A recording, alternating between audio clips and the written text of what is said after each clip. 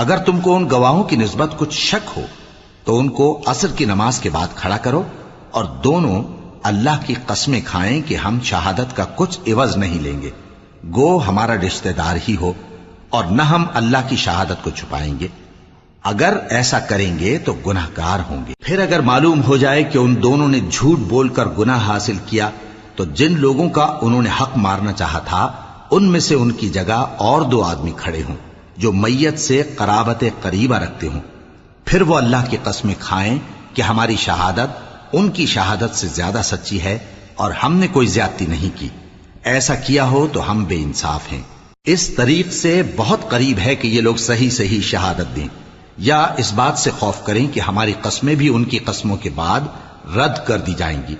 اور اللہ سے ڈرو اور اس کے احکام کو توجہ سے سنو، اور اللہ نافرمان لوگوں کو ہدایت نہیں دیتا۔ وہ دن یاد رکھیں